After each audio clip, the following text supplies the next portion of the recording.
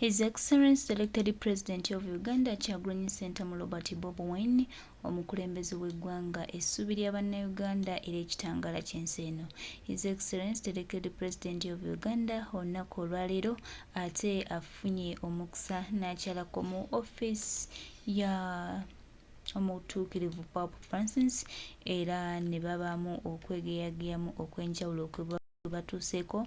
Bannange tweyanza nnyo Papa Francis, webale kusabira ku pulezidenti waffe, webale kumwaniriza, webale kukkiriza nti ddala mulwanyizi w'eddembe ekyasinze ate era webale kubeera wamu naye. Bannange tuli basiimu nnyo Mukama waffe, tukusaba obumu obwo tutambule nabo bututambuze paka we tunaafuna obwetwaze bw'eggwanga Uganda, kubanga bwe tulwanirira Mukama waffe. Era Mukama waffe tukwebaza okubanga naawe ovuddeyo ku abo abatono nnyo abakyalemereddwa okutegeera His Excellency Kyagulanyi Ssentamu Robert Bobi neegwe ojja kuwa lumu wande one time jatuuka nga yakuwa bujulizi. Tweyanziza nnyo, tweyanzeege, katusuubire ebinaava mu nsisinkano eyo binaatuyambako nga Bannayuganda abayeyanda enkyukakyuka era abasaba ennyo okulaba nga tufuna Uganda ennungi, Bannayuganda gye twagala era gye tulina okutambulirako. Bannange tuli basiimu nnyo era tusaba Mukama atukuumire abantu abamu abatuwangaalize batutwale tutambule nabo babe ku Uganda ennungi, balabe ku Uganda eyeesimisa, balabe ku Uganda ey'essanyu, balabe ku Uganda Bannayuganda baagye bayanda emyaka 38 nga bayayana okubaako n'ensi ennungi. Eyo Uganda empya bannange simanyi oba kiri bakitya naye Bannayuganda ffe abakyabituuddemu singa tuyimuka n'eddoboozi limu bano abasajja bajja kufuuka lufumo. So tuyimuke twerwaneko tutereeze eggwanga na buli kimu kyonna ekyasaanawo. Bannange tuli basiimu nnyo mutuukirivu. Assalamu alaikum warahmatullahi wabarakatuh. Munnayuganda wenna ndaba kubeerawo ku lwa Uganda. Gana amawulire oyinza obutagala ku TV za Uganda bategeeza titujja mu era oyinza n'obutagawulira ku radio za Uganda.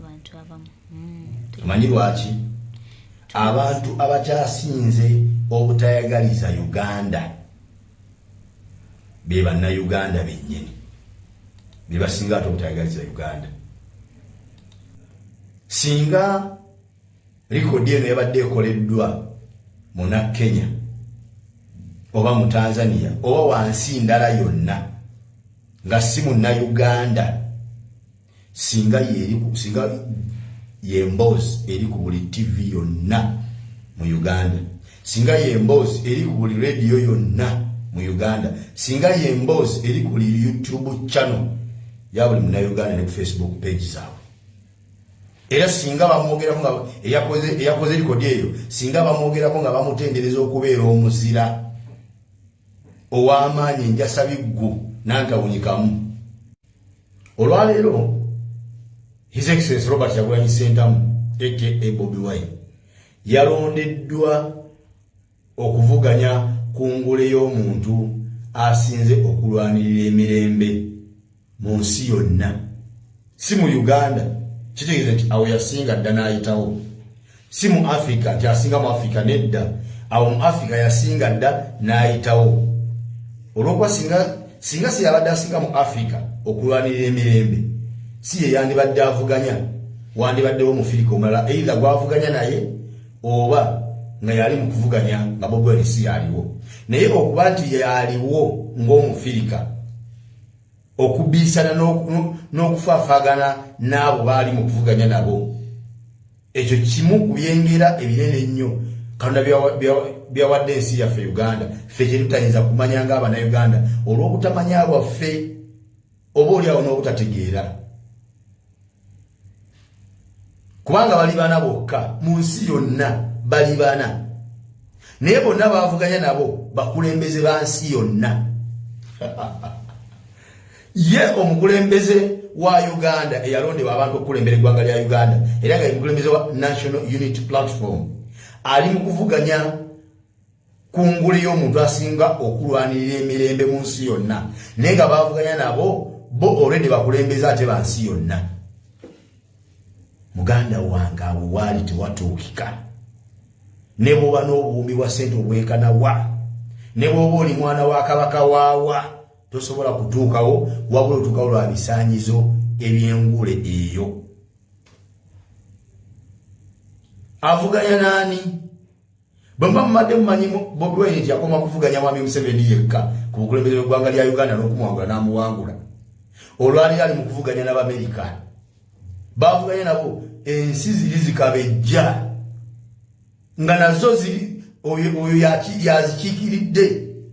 Essaawa navuganya n'omukyala gweta Hillary Rodham Clinton, mukyala yaliko omukulembeze wa Amerika wayitanga Bill Clinton. Kitegeeza nti mu Amerika ye yalondeddwayo ng'omulwanizi w'emirembe ajja afaafagane ne Bobi Wine kwani anaatwala engule. Muganda wange eyo ranka bw'oba olina amagezi ng'otegeera bulungi eyo ranka ani yakirootako oba ani yakirowoozaako kyonna luyinza okukeera enkya ng'omunayuganda ayimiridde n'Omumerika bavuganya ku ngule egi nga si bya mizannyo bya mipiira simanyi bikonde lagibe wabula ekikwa nga bukulembeze gwavuganya naye mukulembeze. Oyo mukyala yali gondoza general secretary wa security ya America wabalumira Saddam ne gundi ne Libya. Ebiseera ebyo mukyala yiwa amaanyi nnyo mu gavumenti ya George W. Bush nga yafuga. Tiyakoma ku ekyo yavuganyako ku ntebe y'obukulembeze bwa America. Oyo aba mukulembeze ali ku ddala ly'ensi yonna.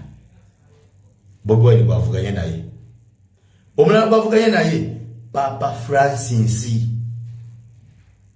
Oyo yakulembera enzikiriza y'Abakatuliki mu nsi yonna. Ali mu kuvuganya na Bobi Wine ku ngule etya emu. Owokusatu bavuganya naye bamuyita Ban Ki-moon. Oyo naye yaliko omukulembeze w'ensi yonna kubanga yali general secretary wa UN. Ate nga manyi UN kibuna kyansi yonna kiri worldwide. Oyo abo nno basatu babedde kitegeeza nti bannantameggwa ate abava mu nsi zotasobola kuyisa mu maaso nga kumpi buli nsi buli omu mu nsi gy'ava esinga Afrika yonna. Ne Afrika nayo yasindiseeyo omwana waayo atazannyirwako mwizitasubwa agenda afaafagane n'abantu abo bali bana: Bobi Wine, Ban Ki-moon, Hillary Rodham Clinton ne Papa Francis. Bali mu kabbinkano ani agenda okuwangula engule ey'omuntu asinze okulwanira emirembe mu nsi yonna.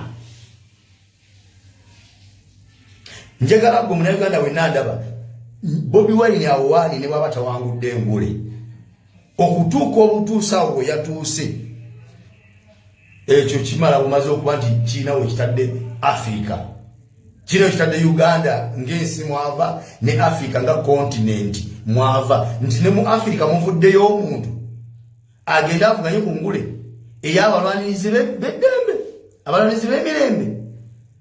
Nga tukimanye kiri mu Afrika, abakulembeze ba Afrika bonna bamanyikiddwa nga badikiteeta, bamanyikiddwa nga abatemu, ab'omululu, ababbi, abakenuzi, abali b'enguzi.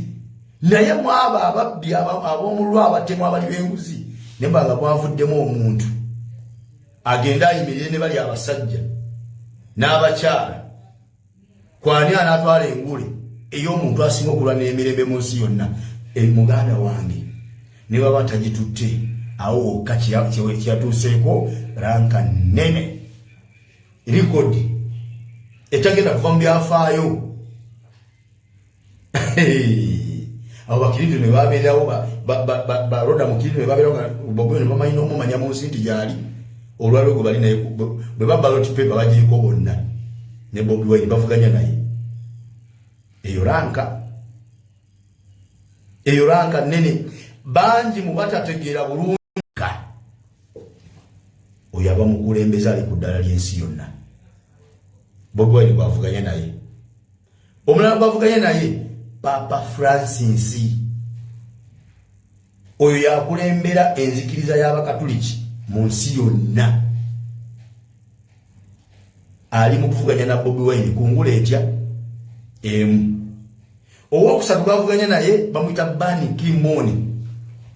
Oyo naye yaliko omukulembeze w'ensi yonna kubanga yali General Secretary wa UN. Ate nga manyi UN kibuna kya nsi yonna kiri worldwide. Oyo abo nno basatu babedde kiregeza nti banantamegwa ate abava mu nsi zotasobola kuyisa mu maaso nga kumpi buli nsi buli omu mu nsi gy'ava esinga Afrika yonna. Ne Afrika nayo yasindiseeyo omwana waayo atazannyirwako mwizitasubwa agenda afafagane n'abantu abo bali bana: Bobi Wine, Ban Ki-moon, Hillary Clinton ne Papa Francis. Bali mu kabbinkano ani agenda okuwangula engule ey'omuntu asinze okulwanira emirembe mu nsi yonna. Njagala gwe Munnayuganda wenna ndaba Bobi Wine awaani ne bwaba tawangudde engule okutuuka obutuusawo we yatuuse ekyo kimala bumaze okuba nti kirinawo kitadde Afrika, kirinawo kitadde Uganda ng'ensi mwava ne Afrika nga kontinenti mwava, nti ne mu Afrika muvuddeyo omuntu agenda avuganye ku ngule ey'abalwanirizi b'eddembe, abalwanirizi b'emirembe, nga tukimanye kiri mu Afrika. Abakulembeze ba Afrika bonna bamanyikiddwa nga badikiteeta, bamanyikiddwa nga abatemu, ab'omululu, ababbi, abakenuzi, abali b'enguzi. Naye mu abo ababbi, ab'omululu, abatemu, abali b'enguzi ne banga kwavuddemu omuntu agenda ayimirire ne bali abasajja n'abakyala, kwani anaatwala engule ey'omuntu asinga okulwanira emirembe mu nsi yonna.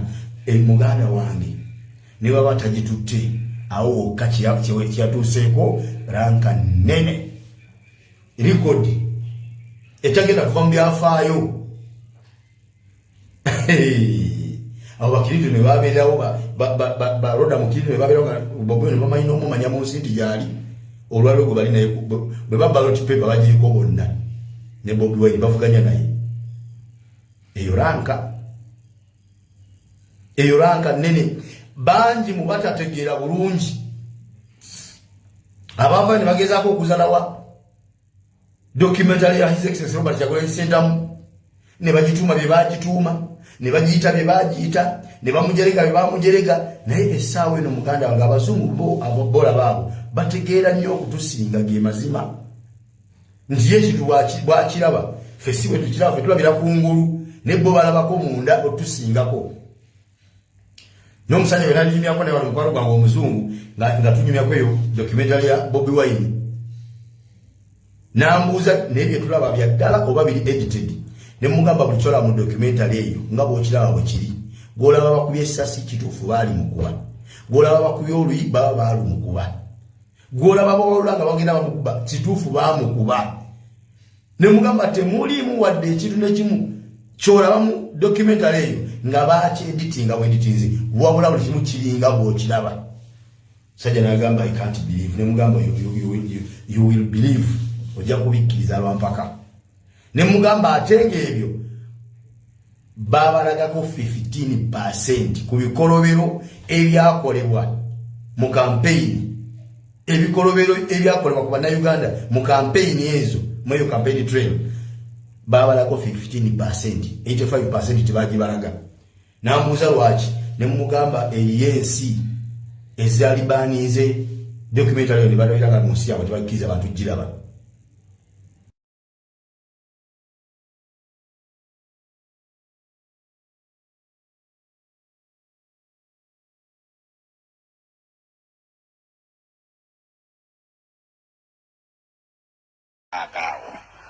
Mukaaga bwe wati awo nengenda nkole ki era njukira bwe nazuukuka omulenzi yaŋŋamba Wembule abadde akkubira nnyo wano ku ssimu sooka oyogere naye olabe kyabadde akugamba.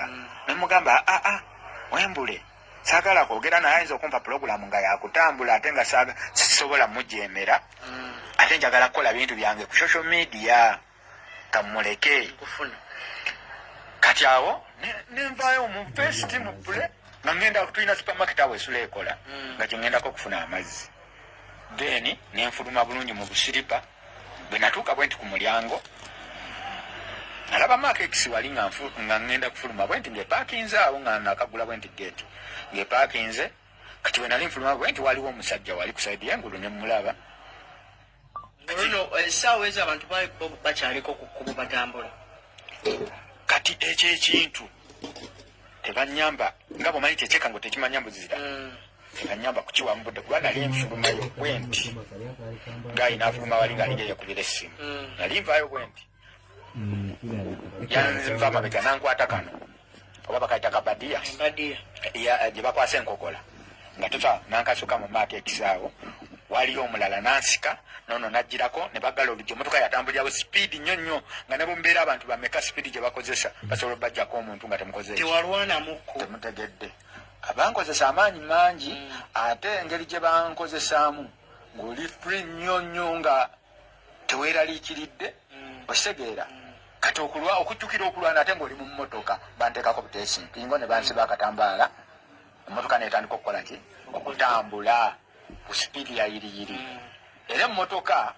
tetuli kusala amaloodi naye bw'oba opakinze emmotoka bw'oba ova kusala amaloodi kiba kyambuka ekyo kyambukamu kituuka ku kyebuziga kati balayika baapuma kusala amaloodi kubanga emmotoka yali etunudde engulu naye tebakyuka badde ku lwesala amaloodi era yayambuka buki yayambuka bwambusi kitegeeza bagwa mu kyaki kyebuziga kuba era nagiwulira ng'etuuka mu kolansi era nebanga edda ku kyaki ku kyemunyonyi emmotoka yatambula essaawa wakati bw'essaawa 2 nga n'essatu etambula butambuzi tesirikamu wadde okutambulamu enkola abasajja bali bankubanga kukulaga nti olina okukulamu bwenti nga bankubamu era muno muna mumbirizi muno muna mukola ki yakola ku sikaani naye bwe bangiraagira natuuka ne mmanya nti kati byakuuma biki mirembe nenzikakkana ne bavuga kati twatuuka nepulya nga bavudde ku luguudo olulungi nga bavuga kikubo kibi ne bavuga ekikubo ekibi ne batuuka ne mpulira nga emmotoka ekola ki epaakinga teyazikira ne bakuba eŋŋombe ne mpulira nga ekijji kikola ki kitambula kyedudududu nemanya nti kati kawedde bwe batuuka neyingira neluddamu nempulira nga era lweddalamu lukola ki lweggala ne batuuka ne bapaakinga ne banjijayo ne banjako akatambaala ne banjijako empingo awo nembeera open amaaso agenda otunulawo nti wendi siwategeera nenda okulaba ekizimbe ngeri gyebaali bakizimbamu nga wansi bazimba paakingi nga bwolaba ebizimbe bebazimba nga flo yowaggulu wetandikira ziruumu naye nga wansi balekawo ki paakingi eringa bwe yahawusi akatambaala abantu nga bameka b'osuubira abaaliwo bwe banjijako akatambaala mu mmotoka yennyini gye banteekamu nange ng'ombaliddeko twalimu abantu 5 kubanga mwalimu yali atudde eri noono eyanteekayo n'atuulako eyali avuga n'omulala ng'ali wali ku codriver kati okunjako akatambaala baali bataddeko elementi zamitwe era kyendowooza kyekigendererwa kyabwe kati ne banjijayo ne bantwala wali emabega waliyo kitanka bino bitanka ebinene ebibeeramu amazzi ebya bbulaaka nga kinene bulungi nakisika kyali kyesimbye nekyewunzika nangamba yingira omwo awo jjukira baali bangizegize ddanga okyakungi nagonze dda kyebagamba kyenkola nenyingira ne baddamu ne bagisindika neyimirira kati eyo tanka nga bweyimirira waggulu ekonera ddala ku ekisenge kiriwo kyatandikira fule endala obanga ali ku siiringi nga kituukira ddala so nabeeramu ekyo kitanka enkeera bajja ne bakisuula ne banjijayo nampakamu nga n'ebijanjaalo kati awo nalimu nga nange mbeekengera nagaano birya mukubeekengera oba mukubekkaanya wabalabanga ab'ekitongole bino ebikuuma ddembe basirikale era webale nnyo. Assalamu alaikum warahmatullahi wabarakatuh. Munayuganda wenna ndaba gano amawulire oyinza okutabula oyinza